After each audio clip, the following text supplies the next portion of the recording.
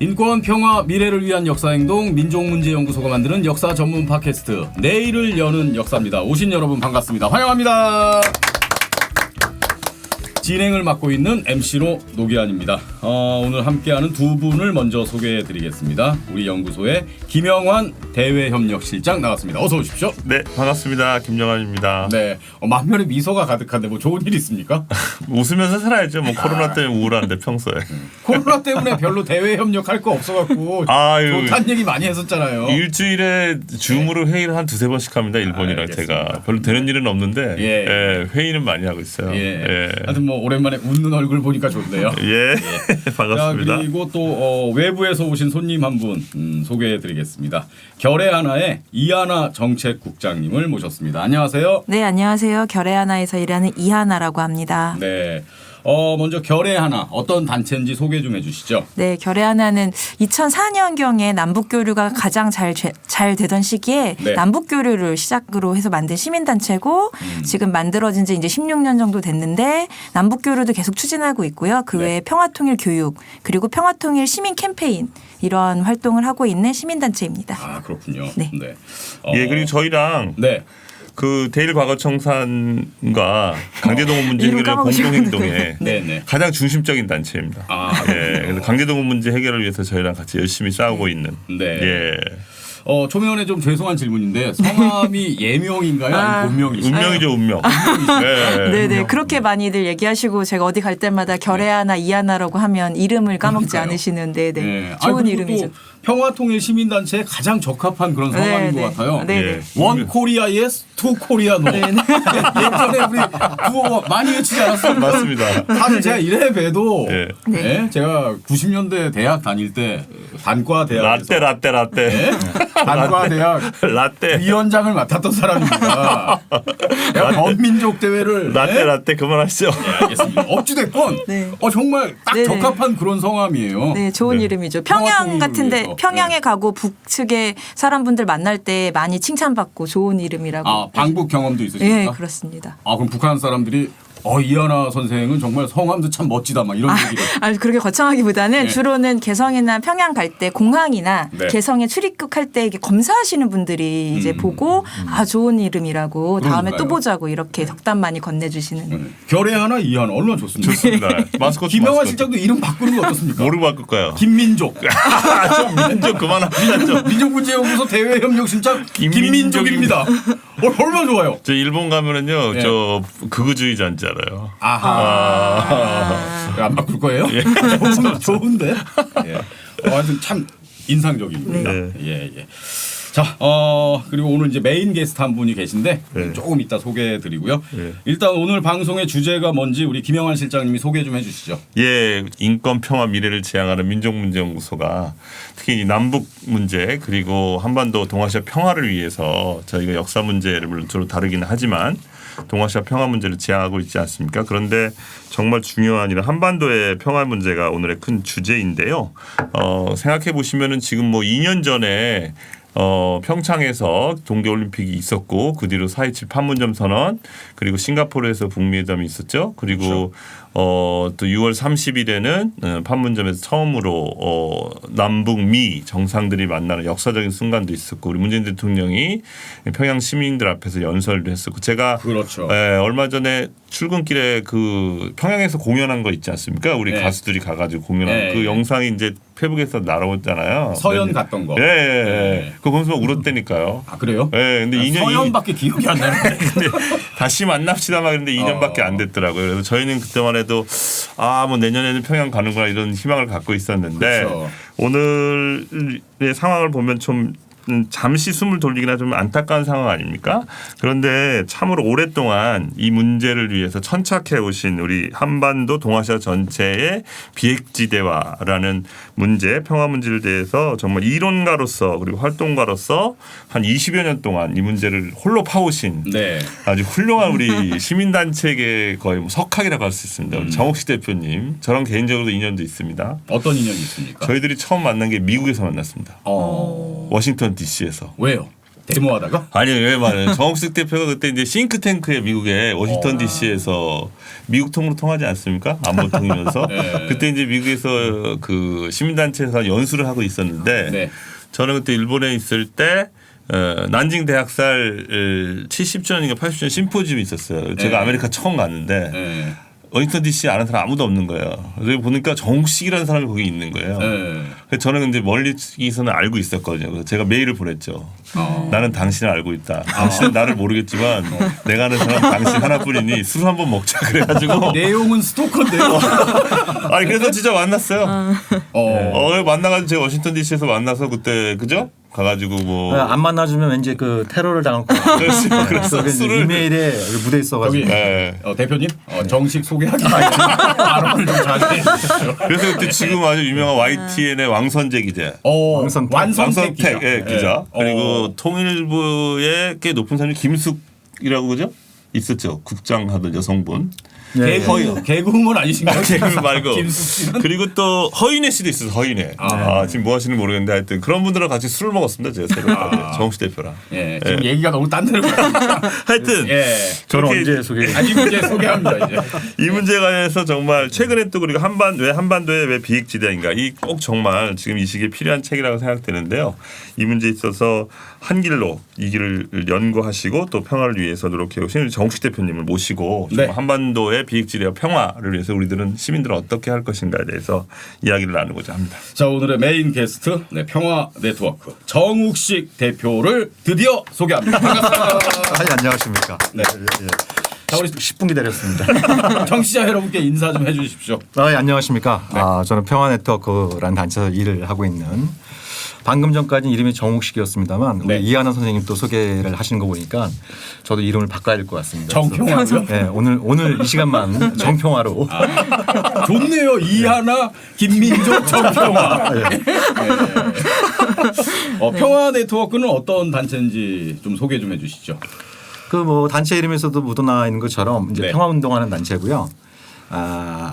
1999년 이맘때쯤이었던 것 같아요. 이맘때쯤에 이제 제 또래 몇 사람들 같이 모여서 우리가 좀 그때 이제 그 저를 비롯한 저희 이제 그 동료들이 갖고 있던 문제의식은 아시다시피 그때 이제 북쪽에서 상당히 많은 사람들이 뭐 굶어 죽고 있었고 남쪽은 또 IMF 외환 위기 네. 때문에 굉장히 또 고통을 받는 이런 모습들을 보면서 왜 이렇게 한반도에 사는 사람들은 이 삶이 고달픈 것일까 뭐 이런 어떤 문제의식을 갖고 있다가 그 고달픔을 좀 덜 수 있는 길 중에 하나가 하루빨리 좀 평화를 정착하고 그리고 전쟁을 준비하는데 이 들어가는 엄청난 자원 이거를 좀 그 사람들의 삶을 위해서 돌릴 수 있다고 한다면 좀 더 사람다운 네. 삶을 살 수 있는 세상을 만들 수 있지 않을까 그런 순진한 생각을 가지고 단체를 만들게 됐고요. 어느덧 21년째 지금 단체 대표로 장기 집권을 하고 있습니다. 그렇군요. 그래서 이제 그와 관련된 여러 책들을 내셨는데 이제 최근에 나온 책이 바로 도서출판 유리창에서 나온 한반도의 길, 왜 비핵지대인가? 네. 이 책입니다. 자, 그래서 방송을 이 책을 중심으로 해서 1부와 2부로 2주에 걸쳐서 나눠서 방송을 하겠습니다. 1부에서는 왜 우리에게 평화가 필요한지 그리고 또 언제든 아마겟돈의 상황이 발생할 수 있는 우리 한반도의 현실을 다시 한번 좀 정확히 이해해 볼 필요가 있다. 이런 문제의식에서 지금 이 남북미 관계가 파탄되고 긴장 국면이 된 이유가 어디에 있는지 원인 분석을 한번 해보겠습니다. 그리고 다음 주에는 자 그렇다면 한반도 평화 만들기의 솔루션이 무엇인지 우리 평화네트워크의 정욱식 대표가 제안하는 구체적인 해법에 대해서 알아보겠습니다. 한반도는 여전히 정전 상태고 평화를 유지하는 제도적이고 구체적인 장치가 취약하고 오직 양쪽의 전쟁 억제력에 의존해서 유지되고 있다. 네, 이렇게 우리 정 대표님은 분석을 하고 계신 거잖아요. 책에서. 그런가요? 네, 제가 책을 새로운데요. 끝까지 다 읽지는 예, 못했고 예, 예. 128페이지까지 읽었는데 그렇게 좀 정리를 했습니다. 네. 그래서 그런 한반도가 언제든지 이제 아마겟돈 상황으로 만들어질 수 있는 요인들을 갖고 있다. 네. 그 요인들이 뭔지 좀 간략하게 좀 짚고 넘어갔으면 좋겠거든요. 네. 우리 정 대표님이 꼽는 요인들은 어떤 것들입니까? 그러니까 돌이켜 보면 그 4월 27일 날 2년 전에 그 문재인 대통령과 김정은 위원장이 판문점에서 만났을 때 네. 뭐 이런저런 그 많은 얘기를 나누지 않았습니까? 근데 그때 기억나는 것 중에 하나가 이 남북 관계 한반도 평화라는 게 이게 살얼음판을 걷는 것 같다. 그러면서 이제 김정은 위원장이 두 번 또다시 이제 과거처럼 합의했다가 그 합의가 무산되고 그래서 평화가 올 듯하다가 또다시 위기가 도래하는 그런 상황을 막기 위해선 말리마 속도전으로 남북 관계를 발전시켜야 된다. 뭐 이렇게 얘기를 했었어요. 이제 거기에 대해서 이제 당시 임종석 비서실장이 네.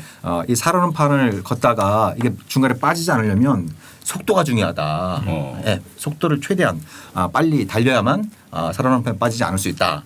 라고 얘기를 했고 거기에 대해서 이제 문재인 대통령도 과거의 남북 관계를 돌이켜 봤을 때 속도가 중요하다. 네. 이런 얘기를 했었습니다. 그래서 그때 남북 정상이 다짐했던 건 속도전이었습니다. 네, 속도전.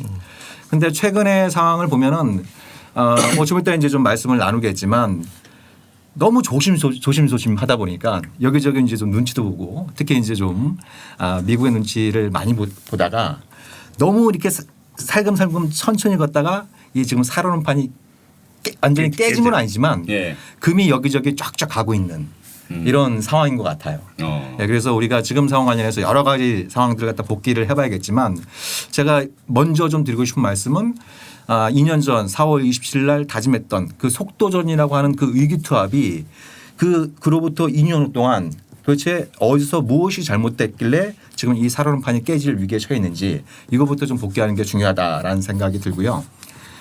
뭐 최근 들어서는 이제 남북 관계가 뭐 이렇게 롤러코스터를 탄 것처럼 위기지수가 급격히 올라갔다가 또 김정은 위원장의 군사적 조치를 보류를 지시하면서 잠시 지금 소강 상태로 냉각기에 접어들고 있는 그런 어떤 상황인데 좀 길게 본다고 한다면 이게 일시적인 현상이 아닙니다. 이게 일시적으로 어떤 뭐 대북 전단 살포와 같은 일시적인 사건 때문에 지금 뭐 이런 상황이 악화됐다기보다는 뭐 길게는 이제 그 올해가 한국전쟁 발발 70년이 되는 해입니다만 아직도 전쟁이 공식적으로 끝나지 않은 상황이잖아요. 예. 그러니까 전쟁도 아니고 평화도 아닌 상태가 70년째 70년 가까이 이어져 오고 있다는 것도 굉장히 비정상적인 상황이 이제 어떻게 보면 이 한반도 평화의 불안한 이제 이 불안한 원인이라고 말씀을 드릴 수가 있을 것 같고 또 그 이후로 이렇게 쭉 상황을 또 이렇게 복귀해 보면 아까 우리 김용환 실장께서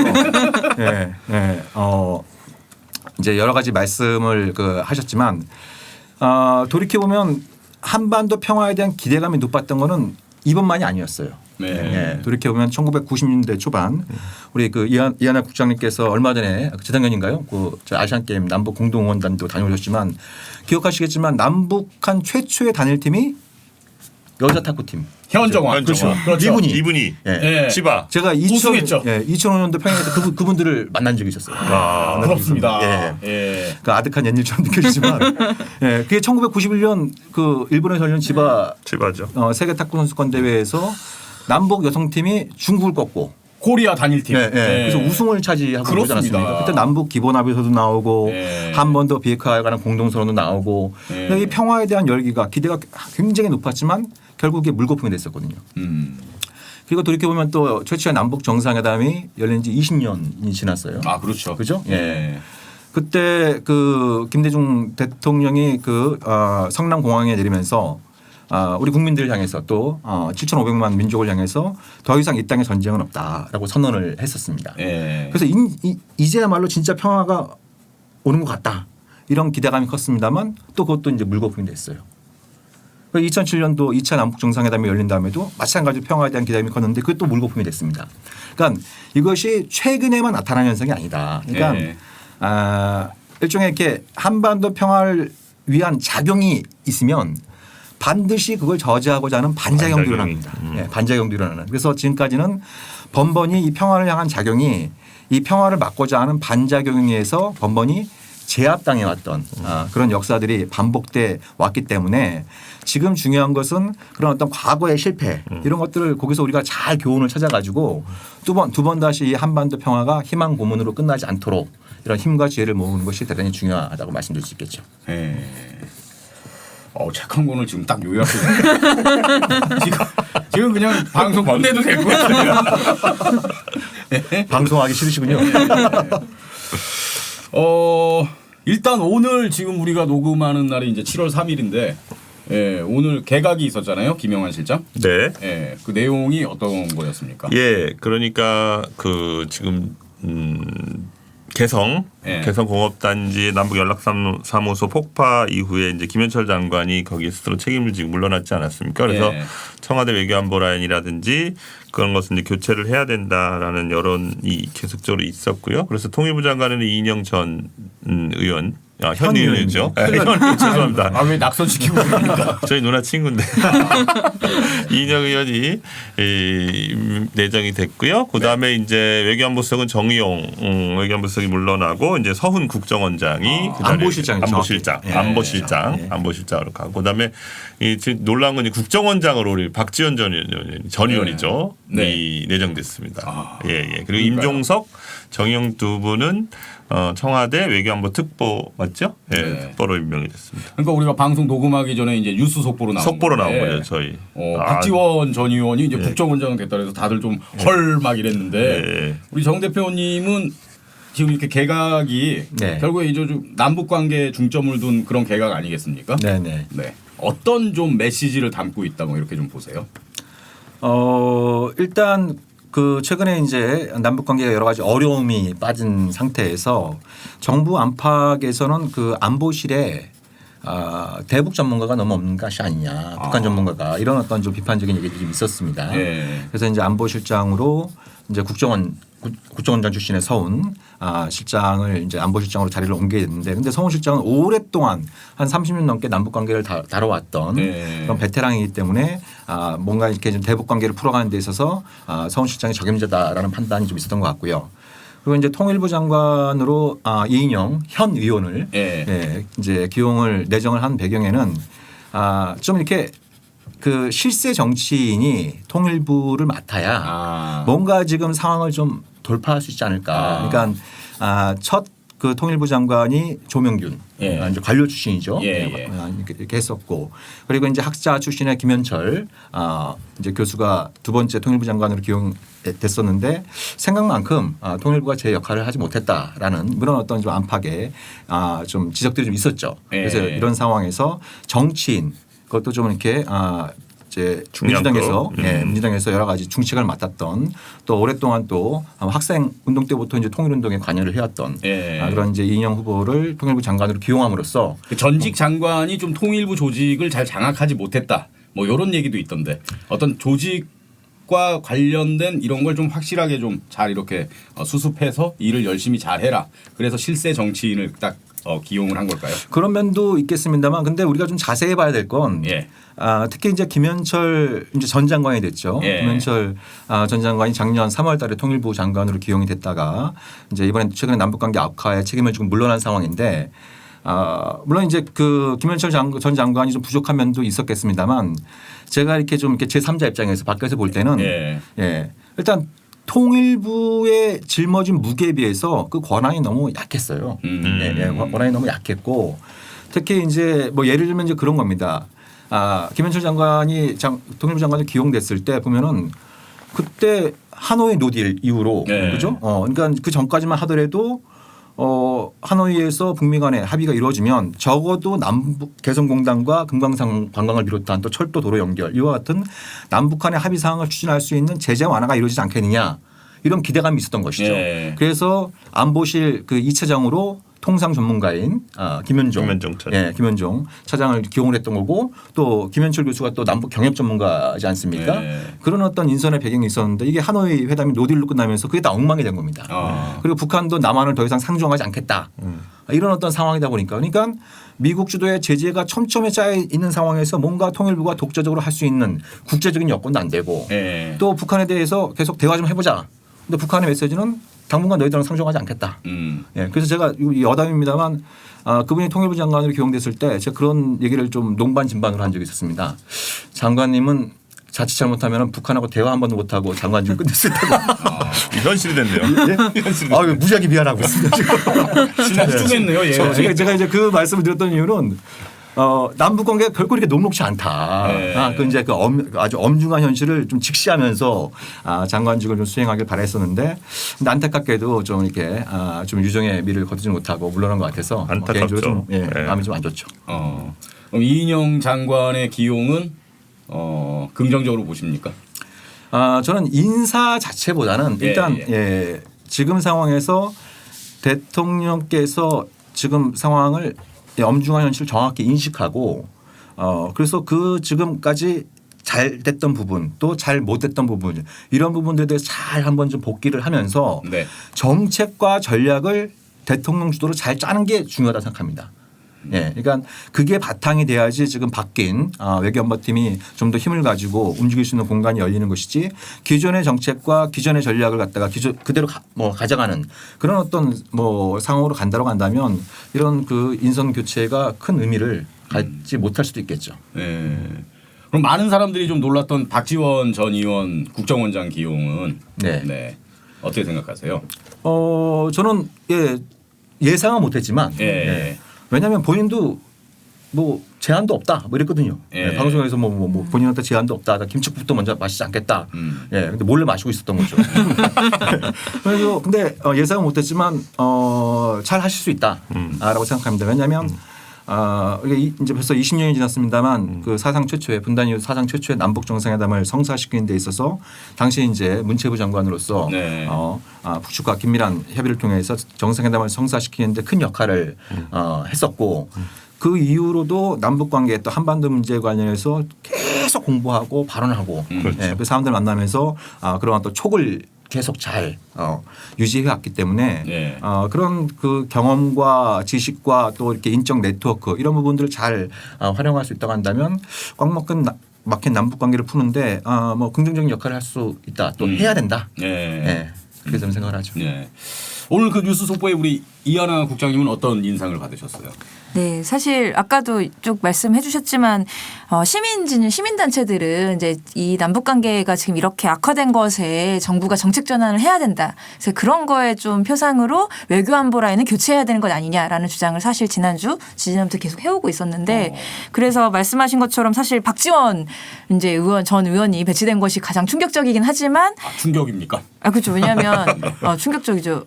저는 좀 더 젊은 분이 하지 않을까라는 생각도 했는데 국정원장이니까 나름의 그게 있지 않았을까. 사실 그보다는 이제 서훈 국정원장이 아까 얘기하신 것처럼 외교안보실장으로 간 것이 정책 전환의 사인이라기보다는 상징이 될 수 있을지가 조금 좀 지켜봐야 되지 않나. 그런 거랑 어쨌든 외교안보 특보의 정의용 외교안보 실장도 외교안보 특보로 가신 거잖아요. 그래서 이게 외교안보 정책에 대해서 좀 과감한 전환이라던가 과감한 시도가 있어야 되는 것 아닌가라는 우려도 좀 있습니다. 그런 게 좀 실현되었으면 좋겠는데 그렇습니다. 그러니까 이제 정부에서 이런 부분들은 좀 잘 체크를 하고 있겠습니다만 좀 걱정이 될 수 있는 부분은 지금까지 이렇게 쭉 상황들을 복기를 해보면 근데 이분들이 주로 이제 과거에 활동을 많이 했던 분들이잖아요. 주로 이제 특히 이제 박지원 의원 같은 경우에는 주로 이제 그 김정일 정권 때. 그래서 이 과거의 코드를 계속 붙잡고 있으면 지금 그 김정은 정권 출범 이후 등장 이후에 어떤 북한의 변화, 북한의 전략, 북한의 의도 또 북한이 지향하고자 하는 그 미래 이런 부분들에 대해서 과거의 잣대로 바라볼 경우엔 의도하지 않게 오판할 수 있는 부분들이 좀 있습니다. 오판할 수 있는 부분들이 있기 때문에 그래서 이제 이분들이 물론 그분들 각자 갖고 있는 경험과 전문성도 있습니다만 이게 이제 시민단체를 비롯한 그 좀 이 시민사회와 계속 좀 소통을 좀 많이 해볼 필요가 있습니다. 그러니까 제가 이렇게 우리 이하나 국장님도 계십니다만 좀 아쉬운 부분은 문재인 정부 들어서도 오히려 과거 때보다 이 시민사회와의 소통이 그렇게 좀 썩 잘 되는 편은 아닌 것 같아요. 맞습니다. 그런 좀 부분들이 좀 있는 것 같아요. 그러니까 참여정부 때 노무현 정부 때는 그때 이라크 파병이다 또 주한미군 재배치다 여러 가지 초기의 대북 정책 이런 거 관련해서 굉장히 많은 시민단체와 갈등이 있었음에도 불구하고 계속적으로 지속적인 소통 구조는 있었거든요. 소통은 계속 했었는데 문재인 정부 때는 그게 좀 부족한 것 같아요.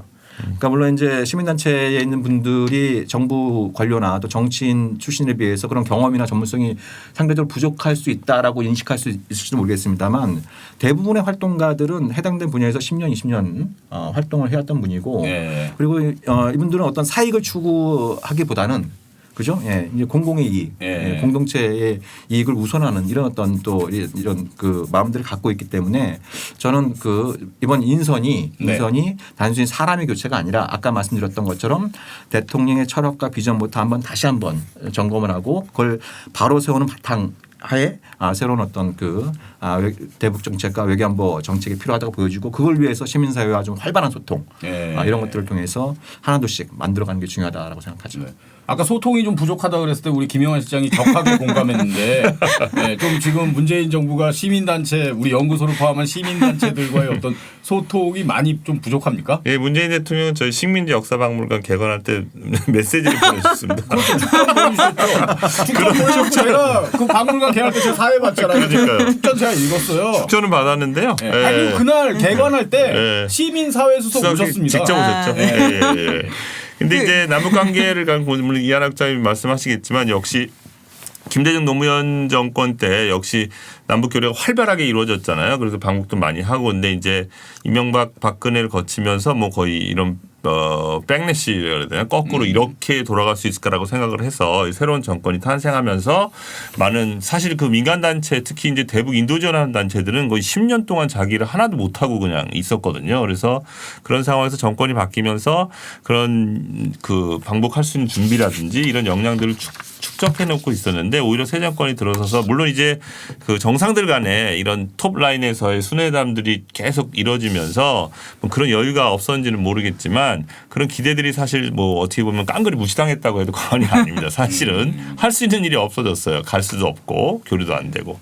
그럼 뭐 물론 이제 아까도 정식 대표 말씀하셨지만 이제 뭐 남측과는 상대하지 않겠다. 미국하고 직접 담판하겠다. 뭐 이런 북측의 의도도 있었겠지만 실제로 이런 민간 교류라고 하는 것이 사실 그런 것에 관계없이 끊임없이 계속적으로 이어지고 하는 것이 어떻게 보면 이런 국가 간 정부 간의 레벨의 어떤 그런 차원을 넘어설 수 있는 그런 남북을 연결하는 중요한 통로가 될 수 있음에도 불구하고 그런 부분들이 좀 이루어지지 않았다는 건 기대보다는 좀 아쉬운 부분이죠 사실은. 네. 자 어찌됐건 뭐 오늘 있었던 그 개가 그 뉴스 속보 얘기하면서 좀 얘기가 길어졌는데 하여튼 뭐 좀 응원을 보내는 그런 입장이고요.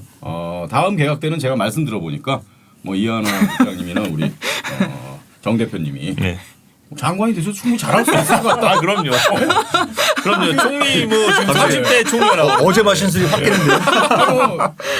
안보 수석이 돼서 충분히 잘할 수 있을 것 같다. 이런 그럼요. 생각이 들고 예. 특히 근데 이하나 국장님은 이제 성함도 이하나 원 코리아 예스 아니겠습니까? 그러니까 통일부 장관. 네. 상당히 좋아하시네요. 깜짝 놀라가지고. 예. 자, 어쨌건 한반도 평화를 위협하는 요소로 사람들이 가장 많이 느끼는 건 그리고 생각하고 손에 꼽는 건 역시 북핵 아니겠습니까? 일반 시민들이 생각하기에. 예, 그렇죠. 그러니까 그렇죠? 뭐 어찌어찌 해서 혹시라도 이제 북핵이 네. 예, 대한민국 어딘가에서 터지면 예. 엄청나게 많은 사람들이 목숨을 잃고 예. 또 피폭을 당하고 그렇죠. 또 재산상 또 환경상의 피해를 입겠죠. 예. 그래서 이제 북핵 위협은 분명히 존재합니다. 예. 예, 그렇지만 그것은 동시에 또 억제가 가능합니다. 예. 그러니까 북한이 핵을 보통 대부분의 사람들은 그렇게 얘기하지 않습니까? 북한이 핵을 만든 이유는 살아남기 위해서 만든 거다라고 얘기를 하잖아요. 네. 예. 근데 그것은 뒤져서 말씀드리면 그 핵을 쓰는 순간 핵을 만든 목적이 사라지는 거예요. 아, 그렇죠. 그죠? 네. 예. 그러니까 그런 어떤 억제 능력은 갖고 있기 때문에 네. 북핵에 대한 그 우리가 경계심, 특히 이거는 문제를 해결하겠다라고 하는 단호한 의지를 갖는 건 좋지만 네. 이거에 대한 어떤 그 어떤 피해망상에 가까운 그런 그 과도한 위협 인식 때문에 과도한 조치를 취하게 되면 예. 그러면 정말 아마겟돈이 올 수 있다는 것이죠. 예. 예. 그러니까 이제 그게 평화를 위협하는 요인들이 되는 거고. 네. 예. 그러니까 보면은 이 책에도 소개를 하셨지만 여기 네. 지금 나와 있는 그런 미국의 전략 무기를 통한 압박이라든지 아니면 지도부를 겨냥한 참수작전이라든지 뭐 중거리 미사일 배치라든지 사드라든지 네. 독자적인 핵무장론 뭐 이런 얘기들 쭉 나오잖아요. 근데 사실 제가 생각해 이런 것들이 그 우리 남쪽 사는 사람들도 별로 이렇게 딱 와닿는 게 아니에요, 사실은. 그러니까 이북에서 이거를 얼마나 위협으로 이렇게 각하는 한미 연합 작전을 한다 그러면 이북 군인들은 뭐 계속 비상 체제에서 있어야 되고 엄청 반발을 하지 않습니까? 근데 이런 것들이 그러니까 미국이 뭐 전략 폭격기가 뜬다 뭐 이렇게 뉴스에 사진으로 나오는데 이게 얼마나 이북 쪽에서는 북쪽에서는 이게 위협이라고 느끼는지 네. 이런 것들의 감각이 잘 없는 것 같아요. 그거에 대해서 좀 그러니까 설명을 해주시면 좋을 것 같아요. 예. 우리가 좀 재미있으면서 좀 블랙 코미디와 같은 좀 에피소드 하나를 제가 좀 짧게 소개해드리면 그러니까 2017년도에 김정은 위원장하고 트럼프 대통령이 서로 말폭탄을 막 주고받을 때 말폭탄을 막 한마디도 안 진 막 말폭탄을 주고받고 이럴 때 트럼프가 이게 말로는 안 되겠다 싶어가지고 한반도에 뭔가를 보냈어요. 예, 뭐 죽음의 백조라는 이름을 달고 있는 B-1B 랜서라고 하는 전략 폭격기를 괌에서 출격시켜서 이제 휴전선을 가로지르고 동해상의 북한의 영공을 스치듯이 지나갔어요. 예, 스치듯이 이렇게 딱 지나갔어요. 네. 그러니까 트럼프가 그거죠. 예, 이제 주먹을 쥐고 네. 너 계속 까불면 한 대 팰 거야. 이제 주먹을 쥐고 딱 이렇게 했는데 위협을 한 거네요. 그렇죠. 네. 근데 정작 북한이 그걸 몰랐어요. 레이더를 꺼놔서 그런 건지 레이더의 성능이 안 좋아서 그런 건지 북한이 그걸 몰랐어요. 네. 트럼프 허탈했겠네요. 허탈했죠. 허탈했죠. 아니 주먹 주고 겁 한번 주겠다고 주먹줄 딱 했는데 네. 쉽게 말하면 김정은 위원장은 눈을 감고 있었던 거예요. 안대를 끼고 있었던 거예요. 그러니까 몰랐던 거죠. 그래서 이례적으로 다음 날 미군 측에서 그걸 공개합니다. 몰라니까 알려줬어. 우리가 이렇게 지나갔어. 이렇게 지나갔어. 이걸 공개를 했어요. 그러니까 그때 뉴욕에 누가 가 있었냐면 리용호 북한의 외무상이 가 있었습니다. 그래서 유엔 총회 연설을 앞두고 기자회견을 통해서 또다시 이제 그 북한 이제 자기들의 그 영공을 갖다 이렇게 위협할 경우에는 바로 쏴서 떨구겠다. 네. 이렇게 얘기를 한 적이 있어요. 어떻게 알아갖고 떨구죠 그거를. 그러니까 그 전에 알려줘야겠죠 이제. 그러니까 이것이 이제 이제 시사하는 바가 크죠. 그러니까 우리는 보면은 북한에서 뭐 큰 거든 작은 거든 뭘 터트리거나 또 미사일을 쏘거나 그럼 우리는 알잖아요. 그래서 뭐 그거에 대해서 뭐 규탄을 안 하고 뭐 그런 그걸 도발이라고 이름 붙여가지고 그거에 대해서 강경한 대응 의지를 밝히지 않으면 그것이 이제 또 정치적으로 논란이 되고 막 이런 경우들을 우리가 이제 자주 볼 수 있잖아요. 그런데 미사일은 우리가 훨씬 더 많이 쏩니다. 한국이. 그렇죠. 훨씬 더 많이 쏩니다. 그리고 지금 우리 한국이 갖고 있는 미사일 각종 미사일 개수를 합치면 7,000개 정도 돼요. 7,000기. 예. 어마어마한 미사일 강국입니다. 그런데 이런 내용들은 뭐 정부에서나 군에서도 공개를 안 하니까 잘 알려지지 않았지만 우리 한국이 훨씬 더 미사일 시험 발사도 많이 하고 훨씬 더 많이 갖고 있어요. 근데 북한은 그걸 몰라요. 우리 국민도 모르고 북한도 모릅니다. 근데 이런 어떤 상황에서 제가 아까 말씀드린 것처럼 북핵이라고 하는 그 위협을 지나치게 과장하면서 여기에 대해서 과도한 조치를 취하면 이것이 역으로 우리한테 이제 더 심각한 위협으로 되돌아올 수 있다라는 게 이제 그런 겁니다. 그리고 이제 지금 그 걱정되는 게 몇 가지 시나리오가 있어요. 그 첫 번째 중에 하나는 미국이 중거리 미사일을 한국에 재배치하는 겁니다. 그러면 예를 들면 그런 거예요. 이렇게 서로 적대 관계에 있어도 상대방이 좀 멀리 좀 떨어져 있으면 그죠? 불안감이 좀 덜할 수 있어요. 그죠? 불안감이 좀 덜할 수 있는데 몽둥이 들고 가까이 오면 그죠? 무섭죠. 상대방이 불안해질 수 있잖아요. 그렇죠. 그럼 이제 불안해진 상대방이 그냥 뭐 고분고분해지면 불행 중 다행일 수 있는데 북한은 그런 나라가 아니잖아요. 그렇죠. 그죠? 우리가 북한은 익히 잘 아는 바와 같이 수십 년 동안 결기 하나로 지켜온 그런 사람들 아닙니까? 강대 상대방에서 강하게 나가면 북한은 더 강하게 나가야 그 상대방을 억제할 수 있다. 저지할 수 있다라고 하는 그런 어떤 확신을 갖고 있기 때문에 만약에 그렇게 이제 미국이 중거리 미사일을 한국에 혹은 일본이나 이런 데 전진 배치를 하게 되면 불안을 느낀 북한은 여러 가지 군사적인 조치를 취할 수 있습니다. 예를 들면 그래요. 예를 들면 지금은 예를 들면 미사일 발사 태세를 좀 낮은 단계로 유지를 하고 있는데 이렇게 되면은 선제 공격에 취약할 수 있잖아요. 그죠? 선제 공격에 취약할 수 있으니까 이거를 발사 준비 단계를 높여갖고 즉 경보가 뜨면 바로 발사하는 이런 어떤 상황으로 군사 태세를 강화할 수 있습니다. 북한이. 예, 예. 그러니까 이게 국제 정치 용어 중에 잃느냐 사용하느냐 이런 딜레마가 있어요. 잃느냐 사용하느냐. 예, 예. 그러니까 군사 태세를 낮추면 선제 공격에 취약할 수 있으니까 예, 예. 그런 상황을 막기 위해서 경보 즉시 발사 태세, 즉 일촉즉발 상태를 유지해야 된다라는 게 있는데 이게 이제 상대방에서 그런 어떤 선제 공격 능력이 가시화되면 가시화될수록 그게 가까워지면 가까워질수록 상대방은 그런 일촉즉발 상태를 유지하려고 할 가능성이 높아집니다. 그러면 그 상황에서 발생할 수 있는 그 현실적인 위험이 바로 우발적인 충돌이죠. 우발적인 충돌입니다. 우리가 그런 것들 종종 볼 수 있잖아요. 뭐 저기 2018년 1월 달인가 2017년 12월 달이죠. 하와이에서 갑자기 그 하와이에 있는 주민들한테 막 문자가 날아갔잖아요. 경보. 예, 예. 지금 그 미사일이 날아오고 있다. 이게 실제 상황이다. 이건 훈련인데 실제 상황이다. 빨리 대피해라. 잘못 보낸 거죠, 근데. 네? 잘못 보낸 그렇죠. 거죠. 이제 그 하와이 주에 있는 네. 그 담당자가 문자를 잘못 보낸 거죠. 근데 바로 몇 달 전에 하와이에서 북한이 미사일 발사한 걸 가정해하고 그런 어떤 대피 훈련을 한 적이 있었어요. 네. 예. 그러니까 이제 사람들이 이제 그런 경험들이 있으니까 이제 놀란 거죠. 예. 굉장히 놀라지 않았겠어요? 그래서 그렇죠. 여기저기 이제 대피하고 이런 일들이 벌어졌는데 다행히 이제 그 오경보로 확인이 되면서 그게 이제 에피소드로 끝났지만 그런 상황들이 그런 상황들이 발생하면 얼마든지 우발적인 충돌이 일어날 수 있는 겁니다. 그렇죠. 예. 네. 예. 그래서 평화를 유지하는 평화를 지킬 수 있는 가장 좋은 방법은 서로 그런 무력을 줄여나가면서 적대 관계를 평화 관계로 바꾸는 거겠지만 거기에 가기 전까지 서로 그런 상황이 발생하지 않도록 군사적 준비 상태, 군사적 긴장 상태를 낮추려고 하는 노력들이 굉장히 중요한 거죠. 예. 역시 이제 미국에 대한 얘기들이 좀 많이 나오는데 제가 아까도 얘기했지만 그 하와이 노딜 저는 미국이 하노이. 하와이가 좀 전에 하와이 얘기를 해가지고 하노이도 일부러 그러신 거죠. 하와이에서도 노들이 있었을 거예요. 예. 그 미국이 과연 한반도에서 평화를 원할까?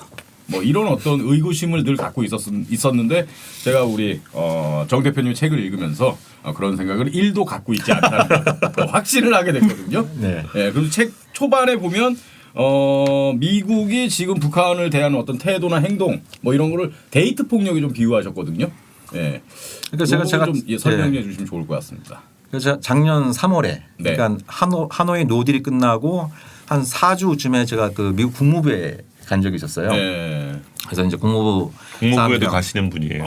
아무튼 뭐 그때 이제 통일연구원에서 갈 때 이제 꼽사리로 뛰어서 갔는데 그래서 이제 국무부 사람들랑 이런저런 얘기하다가 영어로 이렇게 예? 영어로 하다가 상대방이 잘 못 알아들으면 이제 통역을 하고 영어 잘해요. 연수 유학 같은 데. 개인적인 걸 강하게 이거 검증할까 봐 겁납니다. 그래가지고요. 예. 그래서 뭐 이제 이런저런 얘기를 하다가 이제 제가 몇 가지 얘기를 한 겁니다. 예. 일단 경제 제재는 일종의 고문에 해당된다. 네, 고문에 해당된다. 근데 그 고문이 당하는 쪽에서 그 고문 자체도 받아들이기 힘들겠지만 그 고문이 부당하다고 느끼면 느낄수록 거기에 굴복하기보다는 끝까지 저항하는 경우를 우리 많이 볼 수 있다. 그렇죠. 예. 지금 그 대북 제재가 거기에 해당된다고 볼 수 있다라고 이제 얘기를 하면서 이제 좀 설전이 오갔던 것이죠. 이제 설전이 오가다가 제가 이제 그런 얘기를 했던 겁니다. 아니 당신들 대통령이 얼마 전에 김정은 위원장과 사랑에 빠졌다고 얘기하지 않았느냐. 그 트럼프가 그런 얘기 한 적 있죠. 있죠. Fell in love with 체어맨 킴. 사실 뉴스에서 그거 보고 그 표현은 별로 마음에 안 들었습니다. 누가 마음에 들었겠습니까? 예, 아무튼 뭐 사랑에 빠졌다 이렇게 얘기하면서 왜 더 괴롭히느냐. 사랑한다면서 괴롭히는 걸 데이트 폭력이라고 하지 않느냐. 그래서 당신들은 그걸 인지할지 모르겠지만 당하는 쪽에선 그렇게 생각을 할 텐데 아니 두 번이나 만나고 그렇게 우위를 다지고 더 나가서 애정 고백까지 한 이런 어떤 관계에서 그렇다고 한다면 서로 합의했던 거 약속했던 것들을 하나둘씩 지켜가면서 서로가 원하는 미래를 만들어가려고 노력을 해야 되는데 사랑한다면서 이런 식으로 계속 제재를 가하는 이런 방식으로는 절대 문제를 풀 수 없다. 뭐 이런 점을 이제 강조하면서 미국이 정말 한반도 비핵화, 한반도 평화를 원한다고 한다면 북한을 상대로 한 데이트 폭력부터 중단해야 된다. 이런 얘기를 했죠. 그래서 이제 그쪽에 그 국무부에 있는 사람 한 사람이 옆에 있는 사람한테 That guy is crazy. 미친놈이라고. 뭐 이런 얘기를 한 걸 다른 참석자가 들었다고 예, 저한테 얘기를 했었죠. 네. 훌륭하십니다. 그래서 이제 우리 정부가 원래 얘기했던 게 이른바 그 운전자론 이런 거 아닌가요? 네. 예. 그 제 역할을 좀 잘 하고 또 이제 이거는 끝난 건가요? 이제 용도 폐기된 건가요? 어떤 건가요? 아 끝나지 않았죠. 그럼 끝나서도 안 되고. 예, 네. 잘해 어떻게 평가하십니까? 제가 그 2018년 그 9월달에 남북 정상회담이 있었잖아요. 예. 그리고 그 다음 달에 한 토론회에서 그 사회자가 저한테 문재인 정부의 지금 그 대북 정책에 대해서 몇 점을 줄 수 있느냐 저한테 질문을 한 적이 있었습니다. 100점 만점에. 예, 100점 만점에. 그래서 제가 70점 이상은 드리기 힘듭니다. 그렇게 얘기를 했었어요. 예. 그때 이제 한참 분위기 좋을 때였잖아요. 뭐 말씀하신 것처럼 한반도 운전자론 이거에 대해서 굉장히 높은 평가가 나왔고 정의용 안보실장을 가리켜서 한국의 헨리 키신저다 이런 얘기까지 막 나오고 막 헬리 이랬던. 키신저 나쁜 놈 아닙니까? 네. 근데 뭐 아무튼 뭐 외교의 아이콘처럼 외교의 아이콘. 엄청 싫어하는데 나 키신저. 우리 MC 노께서 굉장히 좀 비중이 높으신. 나쁜 짓 엄청 많이 했잖아요. 많이 했죠. 맞아요. 많이 했어요. 형 제보는 거의 인스예요, 인스. 인스 아십니까? 다음에 한번 그 대표님? 헨리 키신저를 주제로 해서 방송에 한번 초대해 주시면. 인스 아세요? 네? 인스. 인스? 인간 쓰레기.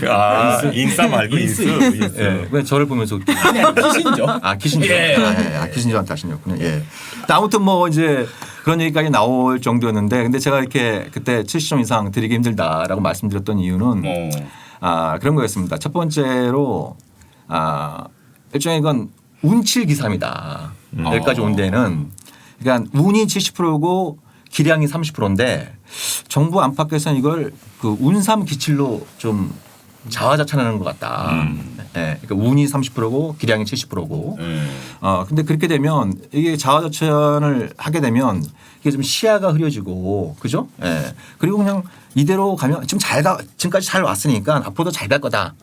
라고 하는 이렇게 안일함에 빠지기가 쉬운 거죠. 예. 그래서 그럴 때일수록 자아자찬 쪽보다는 지금 그 돌아가는 상황에 대해서 냉정하게 인식을 하면서 우리가 무엇을 할 것인지 이런 부분들에 대해서 좀 점검을 해야 되는데 그때 받았던 제 느낌은 북미 대화에 너무 올인하고 있었다는 거예요. 예, 북미 대화가 잘 될 거다. 라고 하는 쪽에 올인하고 있었던 겁니다. 그게 이제 그래서 그때 보면 돌이켜 보면은 그때 아까 우리 김영환 실장도 말씀하셨지만 10년 동안 대북 지원 단체들이 또 그 대북 협력 단체들이 개정 휴업 상태였잖아요. 예. 그래서 2018년도에 남북 관계 문이 열리면서 그래서 이제 여러 가지 사업들을 준비하고 정부에 제안도 하고 또 정부의 승인도 요청하고 그랬는데 대체로 그때 정부의 반응은 좀 기다려라. 좀 기다려라. 뭐 이런 쪽이었어요. 예? 예. 또 이제 북미 정상회담이 잘 되면 그때 다 풀어줄 수 있다. 뭐 이런 식의 어떤 분위기가 좀 강했던 거예요. 예. 예. 그러니까 그 민간 차원에서 분명히 그 당시에 할 수 있는 역할이 있었고 남북 관계 차원에서도 할 수 있는 역할이 있었고 그죠?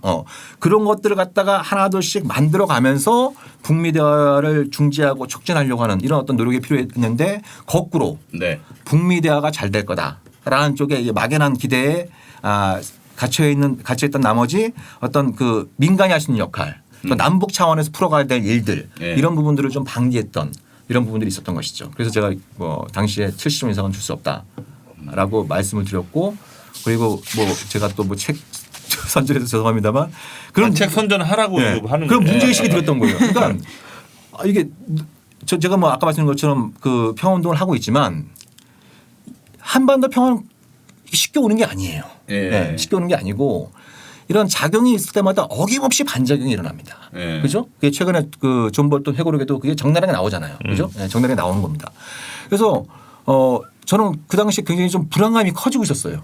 오히려 이제 일반적인 분위기가 다르게 이게 또 한반도 평화가 희망 고문으로 끝날 수 있겠구나라는 생각이 들어서 뭔가 이렇게 평화 열기에 냉수 한 그릇 이렇게 끼얹는 심정으로 그때 비핵화의 최후라는 책을 쓴 적이 있었어요. 예. 그러니까 그 책의 요지는 그겁니다. 한반도 평화는 그렇게 쉽게 오는 게 아니다. 이제부터 본격적으로 백래시가 시작될 거다. 네. 이 백래시에 대해서 지금부터 잘 우리가 대처하지 않으면 또다시 한반도 평화가 희망 고문으로 끝날 수 있다. 라고 하는 이제 경고를 담은 책을 그때 내놨었는데 별로 존재감은 없었죠. 문재인 정부는 왜 그랬을까요? 그러면 왜 그러니까 실력이 부족해서 그랬던 걸까요? 아니면 좀 안이하게 그 정세를 판단해서 그랬던 걸까요? 그 관련해서 그 워킹 그룹이라고 있잖아요. 한미 워킹 그룹. 요새 이제 보도에 평가도 많이 좀 나오고 있죠. 네. 그것도 좀 포함해서 말씀해 주시면 좋겠는데. 왜 그랬을까요? 좀 그런 생각이 드는데요. 왜 그랬을까? 이 말씀이 길어질 수 있는데 짧게 말씀드리면 저는 사실 2017년 5월 달에 정부가 예. 촛불혁명에 힘입어서 문재인 정부가 출범하지 않았습니까? 예. 그때 초기에 통일 외교 안보 팀을 구성하는 걸 보고 굉장히 좀 불안했습니다. 누구였죠? 한편으로 이해가 안 갔고 다른 한편 굉장히 불안했습니다. 예. 예, 그때 이제 오늘 교체된 정영호 안보실장 이분은 다자외교 전문가거든요. 예. 정영호 다자외교, 안보실장. 예, 다자외교 쪽. 그래서 뭐 그 한반도 평화나 북핵 협상에 대한 경험이 별로 없는 분이에요.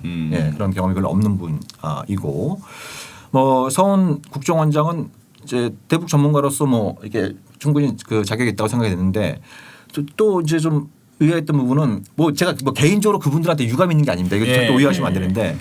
근데 강경화 외교부 장관도 마찬가지입니다. 그렇죠. 예. 이분도 한반도 문제 관련해서는 김대중 정부 때 통역 이렇게 하고 주로 이제 인권 외교 그죠? 예. 이런 쪽에 좀 그 유엔에서 활동했던 분이기 때문에 이게 과연 미국 국무장관하고 만나갖고 이게 제대로 이게 토론이 될 수 있을까 논쟁을 할 수 있을까 정책 예. 전략 논쟁을 할 수 있을까 좀 의구심이 들었던 것이고요. 그리고 그 조명건 통일부 장관 같은 경우에도 그분은 그 문재인 정부 저기 참여정부 끝난 이후로 오랫동안 야인 생활을 하셨던 분인데 근데 그때 이제 기억나시겠습니다만 이제 그 NLL 대화로 공개하면서 그때 그 조명근 그분이 좀 역할을 하신 거죠. 그래서 좀 보온성 인사가 아닌가라는 느낌이 좀 들었어요. 그리고 그분은 또 전형적인 관료 출신이기 때문에 뭔가 남북관계 통일부 장관으로서 남북관계 돌파구를 만들어내는데 이게 좀 아니지 않나 예, 그런 느낌이 좀 강하게 들었고 그리고 국방부 장관이었던 송영문 장관 같은 경우도 이분도 전형적인 군비 진강론자거든요. 군비 진강론자. 예, 예. 뭐군 국방적 책임자로서 그럴 수 있다고 생각은 되지만 그렇지만 이게 남북관계라고 하는 것이 특히 한반도 비핵화가 굉장히 중요하다고 한다면 이 비핵화를 위한 여건을 만드는 데서 굉장히 중요한 게 군비 통제예요. 그렇잖아요. 그러니까 예를 들면 그렇습니다. 북한이 비핵화라고 하는 결단을 내릴 때 여러 가지들의 판단의 기준들이 있을 거 아니에요. 그렇죠? 여러 가지 상황들에 대한 판단의 기준들이 있을 텐데 그중에 하나 중요한 것이 북한이 핵을 포기했을 때 네. 한미 연합 전력에 비해서 북한의 군사력이 어느 정도 열세에 있는 것이냐. 그 격차가 벌어지면 벌어질 거라는 판단이 크면 클수록 핵을 포기하기가 더 어려워지겠죠. 그렇죠. 예. 뭐 우리 상식적으로 보더라도 예. 그럴 수 있는 거지 않겠어요? 예. 그렇기 때문에 국방정책 책임자로서 굉장히 중요한 게 군비 통제 전략을 어떻게 가져갈 것이냐라는 예. 굉장히 중요한데 그것과 또 어울리지 않는 분이고 그래서 아무튼 인선을 보면서 이해가 안 갔습니다. 그때 당시에. 일단 또 냉정하게 봐도 문재인 대통령이 이 한반도 평화 문제 또 남북관계 관련해서 많은 경험과 전문성을 갖고 있다고 보기도 어렵지 않았습니다. 좀 어려웠죠. 예. 예. 냉정하게 말씀을 드리면. 예. 그렇다면 참모진 구성이 굉장히 중요한데 근데 당시 시대적 상황이 요청했던 것과 비교할 때는 좀 이렇게 계절에 안 맞는 옷을 좀 입혀놓은 것이 아닌가 그런 문제의식이 그때 강하게 좀 있었죠. 그래서 워킹 그룹은 그러니까 워킹그룹 같은 경우에도 그러니까 워킹그룹이라는 게 그냥 실무자 협의회 이런 거죠. 그러니까 이제 그 한국 쪽에선 이도훈 한반도 평화교섭 본부장 예. 차관복급이죠. 예. 미국에선 이 양반도 이제 차관복급이었다가 이제 국무부 장관으로 승진했죠. 스티븐 비건. 뭐 다음 주에 한국에 온다는 이제 그분이 양쪽에 이제 수석 대표를 맡고 있는데 이거가 처음 탄생하게 된 취지는 2018년 그 9월달 남북 정상회담을 보니까 또 이제 거기서 이제 9.19 군사합의도 나왔고, 그러니까 미국의 강경파들이 보기에는 이게 비핵화보다 남북 관계가 이게 너무 앞서가는 거 아니냐. 뭔가 좀 제동을 걸 필요가 있다. 라는 예. 이제 그런 문제의식 하에 미국 쪽에서 제안을 해서 문재인 정부가 수용하면서 워킹그룹이 만들어졌는데요. 이게 그러니까 이제 명칭은 워킹그룹인데 네. 제가 보기에는 한미가 같이 비핵화와 남북관계 발전을 위해서 같이 일하는 그룹이라기보다는 네. 미국의 간섭그룹, 감시위원회 같은 감시그룹. 감시그룹 같은. 간섭그룹. 예. 한국의 어떤 뭐 독자적인 대북 정책을 견제하고 예. 제동 걸고 예. 뭐 이런 쪽에 포커스가 맞춰지면서 지금 욕을 바가지로 먹고 있는 이런 상황인 거죠. 그러면 미국 측에서 워킹그룹 만들자고 제안했을 때 안 받을 수도 있었던 상황인가요? 그런데 한미 간의 긴밀한 협의틀은 필요하잖아요. 예. 그죠? 뭐 그게 예. 워킹그룹이라고 하는 제도적인 방식을 통해서든 아니면 뭐 다른 방식이든 예. 긴밀한 협의는 당연히 필요합니다. 예, 예. 그러면 워킹그룹을 만들자고 했을 때 미국 쪽에서 그건 이 제도의 세팅이 굉장히 중요한 거죠. 예. 단순히 이게 뭐 남북 관계 차원의 문제가 아니라 일단 뭐 좀 이따 말씀드릴 시간이 있을지 모르겠습니다만 한미 양국이 정의하는 비핵화의 정의, 목표, 그 북한이 비핵화 조치를 취할 때 거기에 상응 조치는 어떤 것들을 취할 것인지 예? 예. 네. 이런 어떤 부분들을 포괄적이고 굉장히 구체적으로 논의할 수 있는 협의틀로 만들었어야 되는데 네. 이 부분은 쏙 빠지고 주로 워킹그룹에서 한 건 아까 말씀드린 것처럼 뭐 타미플로 우리 남쪽에서 이제 지원하려고 할 때 예. 제재하고 그건 저기 그 뭐에 싣고 가는 건데 그 트럭에 싣고 가지 뭐에 싣고 가는 거. 그 트럭은 그 제재 위반인데. 이러면서 이제 그게 독감 얘기잖아요. 예. 독감 치료제잖아요. 예. 예. 그런 식으로 제동을 걸어갖고 봄이 와버린 거잖아요. 예. 예. 뭐 그런 일들이 이제 다반사로 벌어지는 이런 일들이 있으니까 이 워킹그룹을 해체해야 된다. 뭐 이런 얘기들이 지금 나오고 있는 상황이죠. 그 대한민국 공무원들은 그럼 거기서 왜 그런 식으로 일을 했을까요? 무식한 질문입니다. 네. 무식한 질문에 답변 전문가가 우리 김영환 실장. 우리 저도 그랬어요. 그거랑 관련해서 아니 대한민국 공무원들이 그러니까. 워킹그룹 안에서 왜 그렇게 일을 했죠? 아니 그러니까 이제 저도 궁금한 것이 네. 이제 뭐 대일 관계나 과거사 문제를 이렇게 하다 보면은 이 외교부의 이 일본 전문가 아니면 이 일본과 외교 루트를 갖고 있는 사람들이 관료들이 예. 이 무엇을 바라보고 이거를 정책을 추진하고 있는가라고 의문을 이제 갖고 있거든요, 사실은. 근데 이제 가령 미국과의 관계에 있어서도 남북 관계에 있어서도 이것이 그러니까 그 정부 내에서 가령 예를 들면 아까 말한 그 정식 대표가 얘기하는 그런 식의 남북 관계를 주장하고 하는 사람들과 아니면 한미 관계를 중시하는 사람들 간의 어떤 세력 간의 그런 길한 관계는 늘 존재하는 거 아닙니까? 그렇죠. 그 정책의 선택은 청와대가 하는 거 아닌가요? 그렇죠. 청와대가 하고 대통령이 하는 거죠. 대통령이 하는 예, 거죠. 예, 그러면 예. 그런 부분이 이제 가령 예를 들면 항상 이런 거 있을 때 그럼 빨리 금강산일 개성이고 빨리빨리 해야 된다라는 지금 계속 주장을 해왔는데 계속 이렇게 막혔잖아요. 그런 것들이. 그러니까 그 사실 이제 그런 게 있어요. 뭐 그냥 막 그 진짜 심정 같아선 기분 같아선 미국 입장 무시하고 예. 금강산 관광 다시 시작하고 개성공단 다시 문 열고 이러면 좋겠죠. 예. 근데 냉정하게 보면 그랬다가 된통 당할 수가 있습니다. 아. 예, 유엔 제재 또 미국의 세컨더리 보이콧으로 대표되는 또 미국 독자 제재 이런 것들이 워낙 촘촘하게 들어와 있기 때문에 예. 속된 말로 해당 기업이 망할 수도 있어요. 예. 예, 해당 기업이 또 은행들 이런 데 굉장히 큰 타격을 받을 수 있습니다. 그래서 네. 뭐 기분 같아서는 그냥 미국 입장 무시하고 가자라고 이렇게 가고 싶은 생각도 있지만 근데 엄연히 그런 구조적인 제약도 존재하기 때문에 그게 현실적으로 굉장히 어려운 부분들이 있습니다. 그래서 이제 제가 그 아까 말씀드린 것처럼 2017년 초기 세팅이 아쉽고 그때 6월 달에 한미 정상회담이 처음 열렸잖아요. 문재인 대통령이 워싱턴 가서 이제 트럼프를 만나서 네. 첫 정상회담을 했는데 그때 제가 굉장히 깜짝 놀랐던 게 대북 제재를 지지하고 상황 악화 시 추가적인 조치에 동의를 합니다. 예. 아 문통이. 예, 예. 예. 근데 그렇게 쉽게 합의해 주면 안 되는 거거든요. 예? 예. 그러니까 과거에 물론 뭐 상황이 달랐다고 하지만 과거 김대중 정부나 노무현 정부는 제재 문제, 대북 제재 문제 관련해선 이거는 북한의 언행을 바꾸는 좋은 방법이 아니다. 라는 그런 일관된 입장을 가지고 미국이 북한에 대해서 제재를 강화하려고 할 때마다 그걸 좀 예, 계속 저항하고 견제를 하고. 그걸 갖다 낮추고 뭐 이런 노력들이 좀 있었어요. 그게 진짜 한미 간에 여러 가지 그 마찰을 일으킨 이런 부분들이 있었지만 그렇지만 그게 결과적으로 남북 관계나 한반도 정세가 파국으로 치닫지 않게 하는데 긍정적인 역할을 했던 거거든요. 그런데 다른 정부도 아니고 촛불혁명에 의해서 등장한 정부에서 너무 쉽게 제재 동의를 해 주니까 그 이후로 대체로 우리가 좀 당당하게 미국 측에 요구하는 것보다는 좀 읍소용이 되는 거예요. 음. 이건 어떻게 좀 제재해서 예의를 해주면 안 되겠니? 봐달라. 네, 네. 뭐 이런 식으로 이렇게 부탁한다. 가니까 말빨이 잘 안 쓰는 겁니다. 네. 네, 말빨이 잘 안 쓰는 거예요. 그러니까 초기에도 좀 그런 문제가 있었고 어찌되었던 2018년에 새로운 판이 벌어진 거잖아요.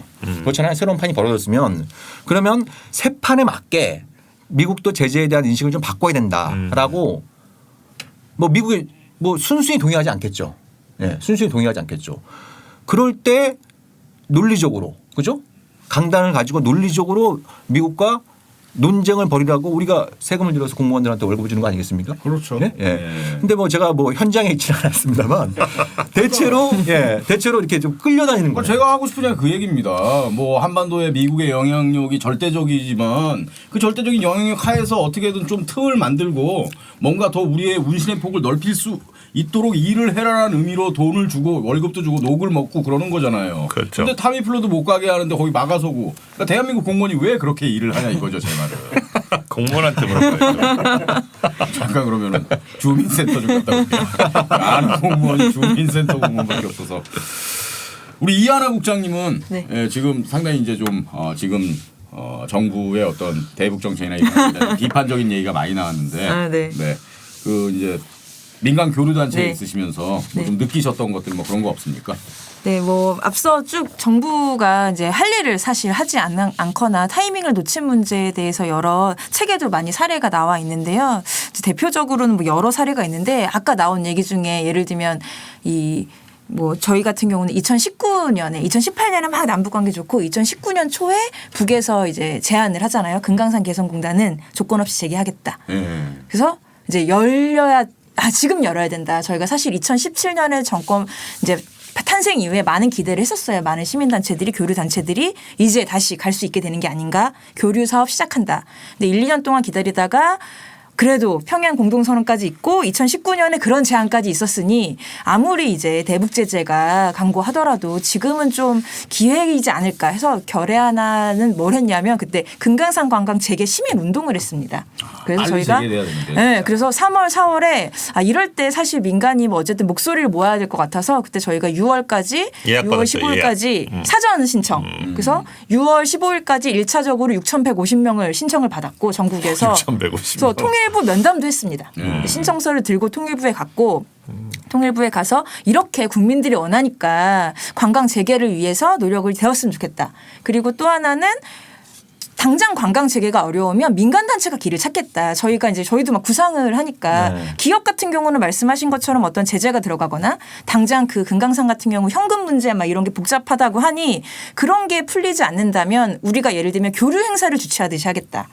우리가 금강산에 뭐 북의 어떤 단체들과 뭐 예를 들면 저희가 구상한 것 중에 남북 대학생들의 금강산 캠프라던가 아니면 이거를 캠프를 자주 여는 거죠. 네. 자주 열고 남쪽에선 대학생 많이 모집하고 북쪽에서도 그럼 금강산으로 오고 뭐 이런 거라던가 민간 단체가 주관하는 방식 이게 그러면 관광을 여는 단계에서 사전 단계로 현대 측도 매우 좋아한 방식이었고 네. 저희가 이렇게까지 했는데 통일부 만났고 뭐 알겠다. 그리고 저희가 이제 가을까지 1만 명 저희는 개별적으로 모았고 가을에는 개성과 금강산 기업인들까지 다 하는 범국민 재개 운동본부도 꾸렸습니다.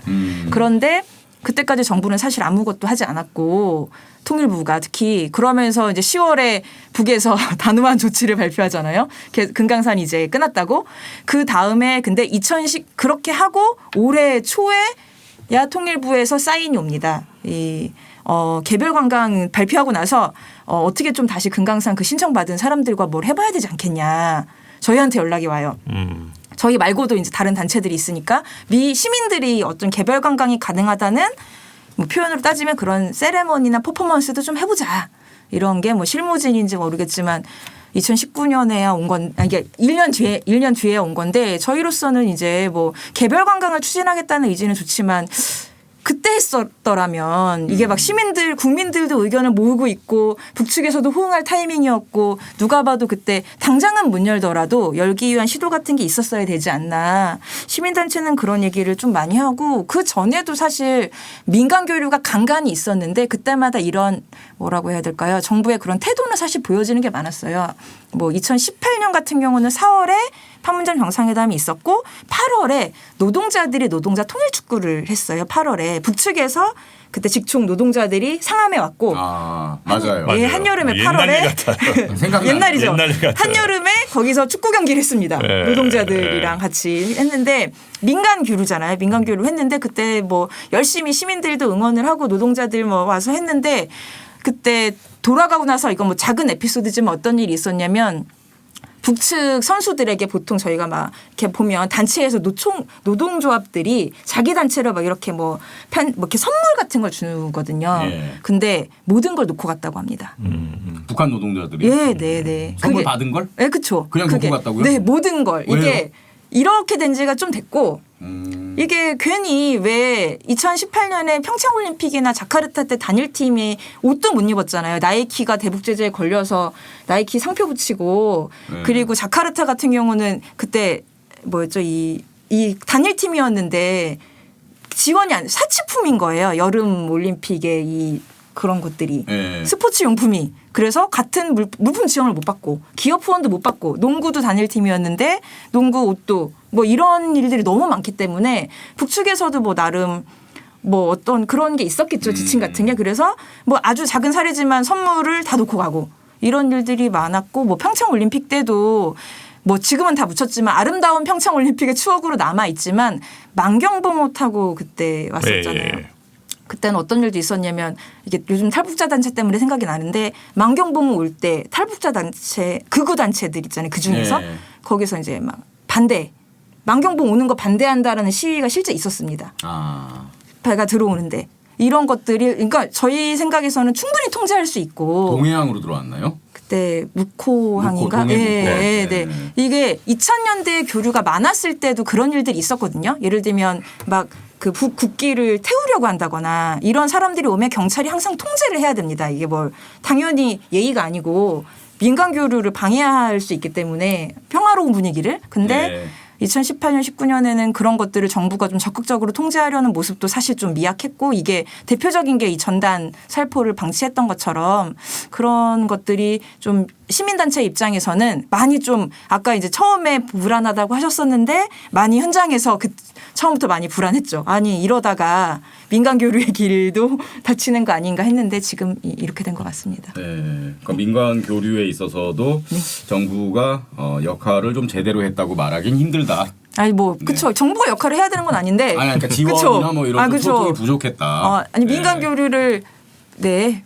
민간이 알아서 그러는 건 지원까지는 안 해도 괜찮습니다. 이제 뭐 근데 민간이 아, 열심히 해야 되는데 무식한 얘기. 정부가 할 일을 해야 되는 그러니까 진짜 어떻게 보면 무식한 방법이 필요할 수도 있어요. 예를 들면 우리가 그 남북 관계와 관련해서 정말 명장면들이 많이 있지만 우리가 기억을 돌이켜 보면 아마 소떼. 5손가락 아래 들어가는 것 중에 하나가 바로 소떼. 정주영 소떼죠. 명예장이 소떼. 소떼. 소떼 501마리를 네. 몰고 그렇죠.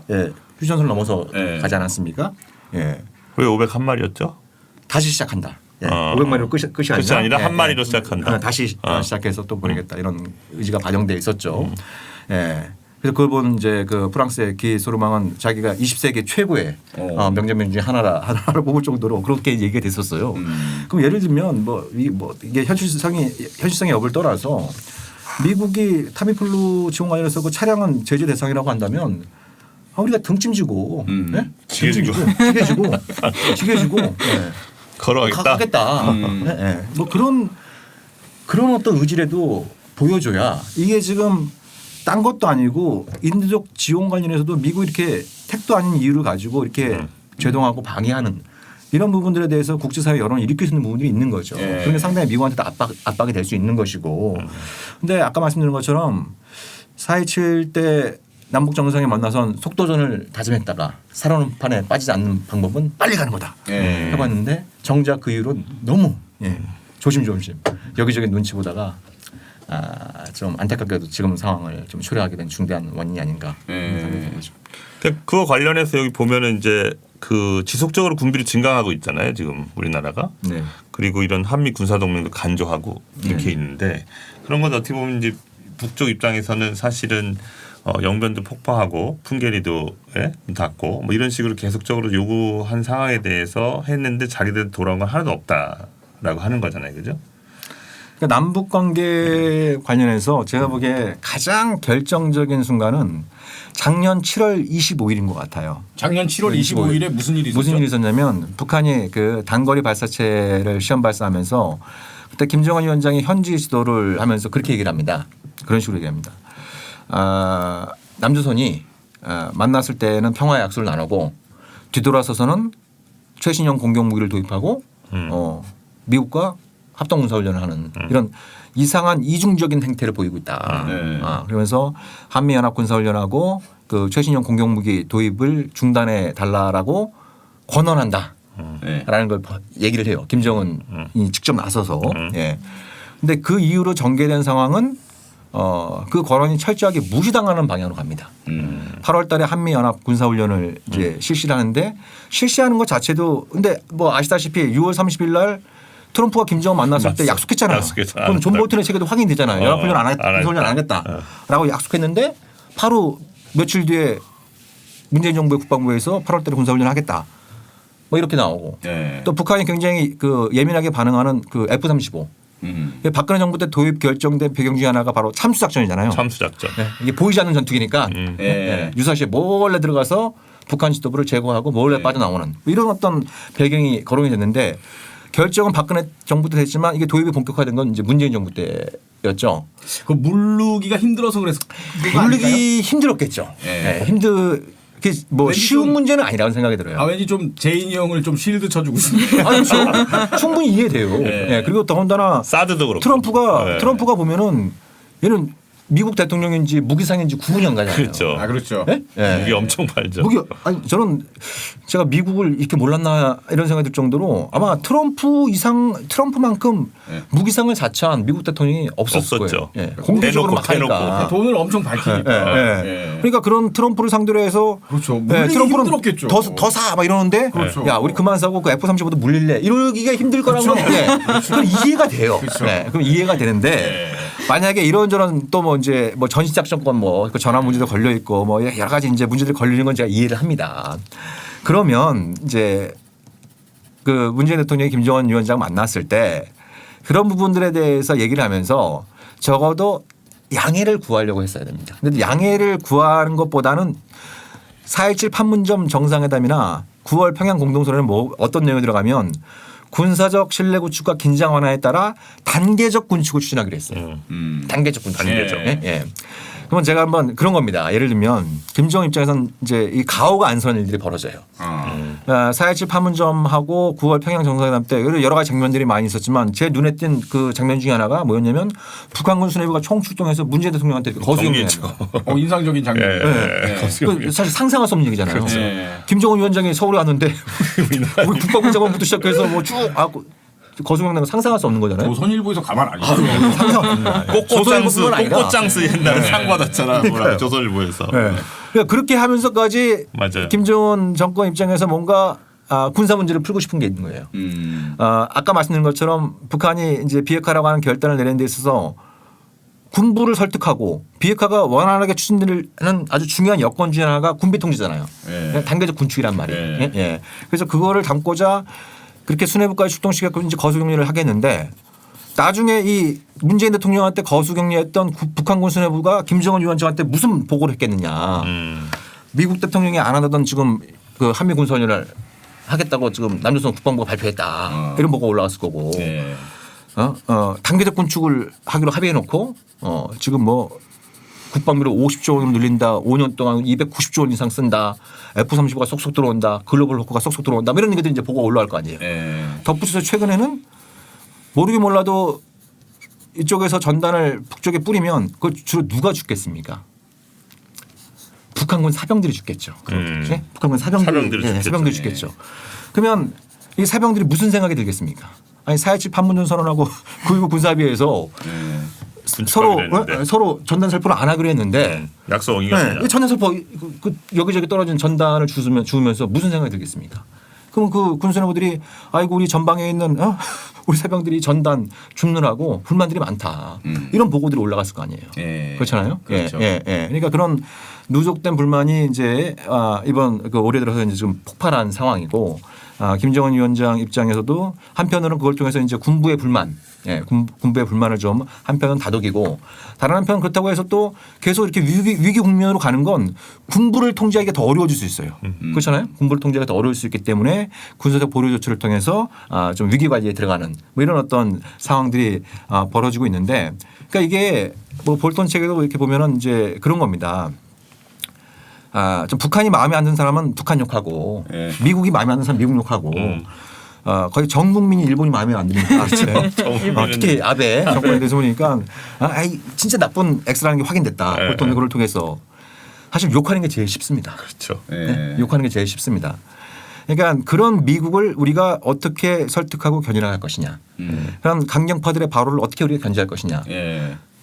이건 평화 프로세스의 로드맵을 짤 때부터 예. 그때부터 들어갔어야 되는 거고 당연히 한반도 평화 프로세스에서 아베 신조가 왕따 당하면 해방질 놓죠. 그렇죠. 예. 그래서 그런 아베 정권을 막 규탄하고 욕할 것이 아니고 어떻게 하면 저 일본을 한반도 평화 프로세스에 동참시킬 것이냐.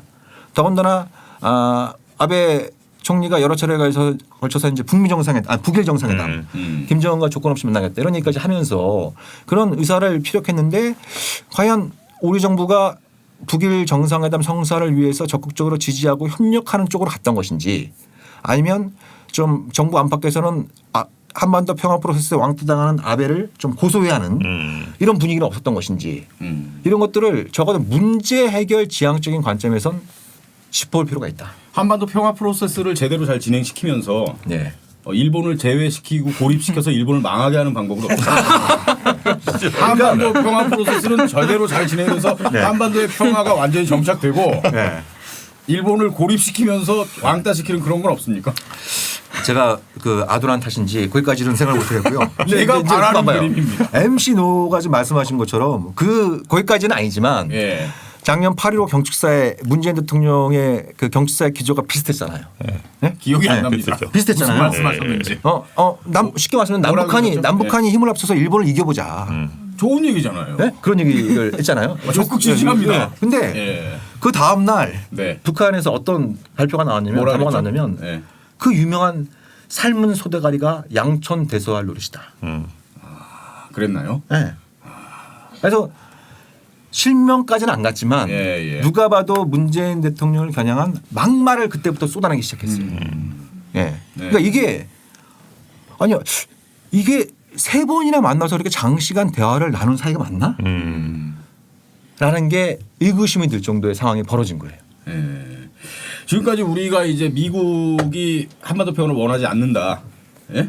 근데 저는 그렇게 우리가 생각하거든요. 미국이 워낙 큰 나라잖아요. 예. 다양한 세력들이 있습니다. 그렇죠. 예. 다양한 사람들이 있어요. 미국의 주류 메인스트림은 한반도의 평화를 그다지 원하지 않는다. 그렇죠. 예, 그리고 그다지가 중요하죠. 그다지. 그다지. 그리고 그다지. 이제 지금 우리 정부의 약간의 어떤 실책 뭐 이런 것들을 얘기했는데 이 과정에서 북한이 좀 실책하거나 잘못하거나 그런 건 없습니까? 있죠. 어떤 거죠? 제가 보면 미국을 오판한 겁니다. 북한이 미국을 오판했다. 어떤 식으로요? 이 책에도 제가 그 내용을 담았고 이 책 쓰기 전에 그 비핵화의 치욕이라는 책에도 그 내용을 제가 강조한 게 뭐였냐면 예. 아까 말씀드렸잖아요. 평화를 향한 움직임이 있으면 반드시 백래시가 옵니다. 예. 예? 주로 반동. 미국 강경파들. 예. 그다음에 그러니까 미국의 주류. 예. 그다음에 일본의 아베 정권, 그다음에 이제 한국의 극우 보수 진영 예. 이쪽을 중심으로 한 백래시 그룹들의 강력한 반격이 일어날 수밖에 없어요. 예. 그런데 뭐 북한 체제는 어찌되었든 유일지배 체제니까 예. 그렇잖아요. 김정은 위원장을 중심으로 한 유일지배 체제니까 최고 지도자가 결정하면 그걸 되는 거예요. 네. 그게 꼭 법인 거예요. 예. 어떻게 보면. 근데 미국은 그렇지가 않죠. 그렇죠. 네. 근데 그러니까 김정은 위원장이 트럼프 대통령을 만나고 여러 가지 뭐 케미도 많이 일으키고 합의도 이루고 또 약속도 받아내고 이런 것들이 있잖아요. 예. 그러니까 김정은 위원장이 보기에는 미국 대통령이 약속한 건데 그렇죠? 이게 잘 지켜지겠지. 이렇게 믿었던 거죠. 그렇지만 순진했네요. 그러면. 그런 면이 있죠. 그거를 인정을 합니다. 북한이. 얼마 전에 그 기사 중요한 재미난 건 뭐냐면 그러니까 그걸 인정하는 언제부터 인정하냐면 2018년 7월 초에 마이크 폼페이오 미국 국무장관이 평양에 갔어요. 네, 평양에 가갖고 그때 북한은 잔뜩 기대에 부풀어 있었어요. 그게 두 가지 이유 때문에 하나는 트럼프가 약속한 종전선언. 네. 그래서 북한은 D-Day까지 잡았어요. 7월 27일. 7월 27일로. 7월 27일. 그 정전협정 체결이니까 네. 이날을 기해서 종전선언식을 하는 D-Day까지 잡았어요. 네, D-Day까지 잡았고 그리고 또 하나는 이 볼턴 책에도 나옵니다. 볼턴 책에 아주 중요한 정보들이 많이 있습니다. 볼턴 책에도 확인이 되지만 싱가포르 북미 정상회담에서 트럼프가 제재 완화를 사실상 약속을 했어요. 네. 이제 북한의 긍정적인 조치에 따라서 제재를 일부 완화하는 유엔 안보리의 그 제재를 완화하는 이런 쪽에 청신호를 펴줬어요. 예. 네. 그래서 이 두 가지 핵심 이슈를 논의하겠다라고 이제 잔뜩 기대를 하고 왔는데 폼페이오가 이상한 소리만 하고 간 거예요. 네. 그래서 북한 그 다음 날 북한 외무성 담화를 통해서 우리가 밀어날 정도로 순진했다라고 고백을 하죠. 고백합니다. 그리고 작년 말부터 무슨 얘기가 나오냐면 공과 사를 구분합니다. 이거 재미난 얘기예요. 제가. 그러니까 김정은과 트럼프의 개인 간의 관계를 비교를 만들고 이걸 더 이상 나라와 나라의 관계로 헷갈리지 않겠다. 여태까지 헷갈렸다는 얘기네요. 그러면. 헷갈렸다는 그렇죠. 거 이미 얘기하는 거예요. 러브레터 주고받고 그 친서 주고받고. 최고 지도자가 만나고 합의하고 약속했으면 그거 그대로 가는 건데 이게 아니거든요. 아니니까. 네. 그러니까 더 이상 개인 간의 관계와 나라와 나의 관계를 헷갈리지 않겠다. 김정은 위원장이 아직 나이가 좀 어려서 그런 걸까요? 세상 물정을 뭐 어떻게 될지 모르겠지만 이게 뭐 최고 조롱을 뭐 모독하는 건지 모르겠지만 아무튼 그러니까 그런 거예요. 북한도 미국 하면서 정작 미국을 잘 몰랐던 거예요. 정작 미국 하면서. 그러니까 이게 왜냐하면 우리 잘 봐야 됩니다. 지금 뭐 북한이 핵실험하거나 미사일 쏠 때마다 미국이 막 강력하게 규탄하고 막 제재하면서 막 그 북한의 위협이 뭐 21세기 인류 이 세계 최대 위협인 것처럼 막 얘기를 하잖아요. 네. 네? 막 얘기를 해요. 네. 근데 내심 속으로 웃는 사람들이 있어요. 그렇겠죠. 웃는 사람들이 있어요. 분명히 존재하는 거예요. 볼통 같은 사람이 이제 웃는 거예요. 그렇죠. 자기는 다른 생각들이 있으니까. 네. 그리고 뭐 그런 겁니다. 예를 들면 1960년대 64년대 중국이 핵실험을 하잖아요. 네? 그리고 2년 후에 수소폭탄 실험에 성공합니다. 그래서 이제 그때 중국 핵 문제는 오늘날 북핵 문제보다 훨씬 더 미국에서 엄청난 관심사였어요. 그랬겠죠. 그때 케네디가 뭐라고 했냐면 이건 2차 세계대전 이후 최대 위협이다. 그러면서 뭐 선제 공격 얘기도 나오고 소련을 꼬셔갖고 중국의 핵 개발을 포기시켜야 된다 뭐 이런 얘기 별별 얘기 나와요. 네? 네. 근데 어느 순간 핵을 가진 중국을 적응하기 시작합니다. 그리고 뭐 아시다시피 관계 정상화까지 가요. 네, 핑퐁 얘기. 네, 네. 72년. 그때 네. 아까 제가 욕했던 키신저가 간 거 아닙니까? 그렇죠. 네. 72년. 그러니까 그게 의미하는 바는 뭐 북한이 핵 개발 초기 또 뭐 얼마 전에 선보인 뭐 ICBM급에 해당되는 미사일 이러면 막 날리는 것처럼 하지만 미국이란 거대한 나라를 거기에 적응하게 돼 있어요. 네. 적응하게 돼 있어요. 그리고 거기서 이속을 빨아먹습니다. 단물을 빨아먹죠. 자기들의 이제 강력파들 예를 들면 뭐 오늘 시간이 없어서 못 다뤘습니다만 사드 문제. 네. 네. 지금 부시부시 간에 사드가 계속 뭐 이렇게 성능 향상이 되고 있잖아요. 예? 이것도 굉장히 앞으로 큰 문제가 될 수 있는 이런 어떤 잠복적 요인인데 그러니까 북한의 위협을 이유로 여러 가지 군비 프로젝트 동맹 강화 네. 네? 네. 이런 것들이 훨씬 더 수월해지는 거예요. 그러니까 북한의 위협이 존재해야 미국의 이익이 증가한다. 이렇게 생각하는 사람들이 많다는 얘기네요. 그렇죠. 네. 근데 아주 편협한 얘기죠. 지금 미국의 생활이 적나라하게 드러나고 있잖아요. 네. 코로나19 사태로. 네. 예. 그러니까 무엇이 중요한지. 그러니까 지금 전 세계 국방비의 40% 정도를 미국이 쓰고 있잖아요. 그렇잖아요. 네. 예. 그런 세계 유일 초강대국이란 나라에서 도저히 믿을 수 없는 일들이 지금 벌어지고 있어요. 그렇잖아요. 도저히 믿을 수 없는 일들이 벌어지고 있어요. 예. 예. 그러니까 그런 엄청나게 많은 국방비 또 전 세계 80개가 넘는 나라에 군대를 주둔시키고 있는 이 미국이 정작 안으로부터 굶고 있는 거예요. 안으로부터 굶고 있다라고 하는 게 지금 코로나19 사태에서 명확하게 보여지고 있기 때문에 도대체 무엇이 미국의 이익인 건지 예? 말씀하셨던 그런 부분들은 미국의 군산복합체 또 거기에 기생하고 있는 여러 가지 싱크탱크나 언론 이런 쪽에는 뭐 이익이 될 수 있겠지만 적어도 평범한 미국인들에게는 결코 이익이라고 볼 수 없는 것이죠. 네.